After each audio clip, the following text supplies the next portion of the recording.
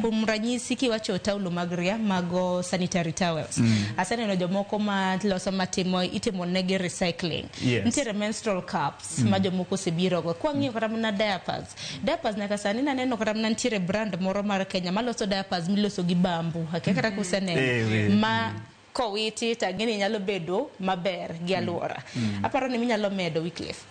Mana kaka ng'anyo wacho apani ginene gimonego tim maduong' en mana loko paro mar dhano. Loko paro mar dhano chakore kuom wach moro tiwache kendo chake nuoite no nyako donje pach ng'ato makoro makro ne ni mai gimonego timo. Ing'eni kata sirikal mar Kenya kane ochako wach mar kumo plastic bag higa 2017 ne en wach matek Sharon nikech mokwongo jok mane nigi kembe mane loso plastic bags ne gibiro gi sirikal kendo sirikal ni to jok ma koro ne tiyo karka wala tero gi kanyo ne en wach matek kabisa lakini sirikal no niano koro niano ma sirikal no kata sani ne pod nitiere porous borders kuonde moko pod ido ka plastic bags pod ondewo lakini nitiere some progress nitiere okang' mosetimo koro kata mal sanitary pads wanyal sirikal nyalo timo partnership gi kembe maloso sanitary pads eco-friendly sanitary pads mondo mi production of the malo kata ginyalo subsidize bende ginyalo medo pesa moko manyalo kero keto bechgi dok piny kapo ni sirikal oniano adier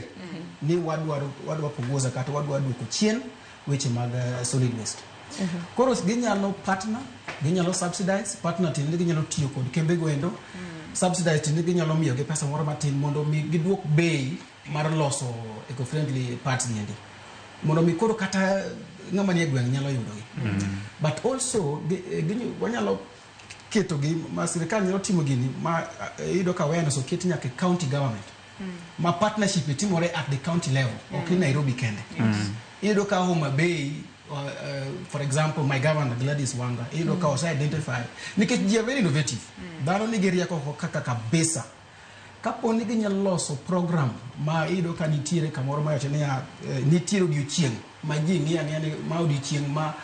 jok ma are innovating about eco-friendly initiatives nyalo biro we showcase talents magu to sirikal miu support sirikal mag counties gigi kwa timo get the county level to koro waburo ido ko bro make progress kata bro kaw kan madhi mbele to nyaka wache pile itimo campaigns ko mono timo gimoro Sharon ten gimitimo maka mora mana ka kuneno ka siasa mara berio ka siasa edo ka gima iwacho radio kata TV pile ka pile siasa iwacho ni Kenya lo wacho miriebo pile ka pile jibro yire ne koro kata marwani nyaka wanian en gima wacho kendo wanuoyo mondo donje pach ji ne nyaka koro ita lwama tangine lokruok makamano nitiere jok ma bende biro bedo ka ido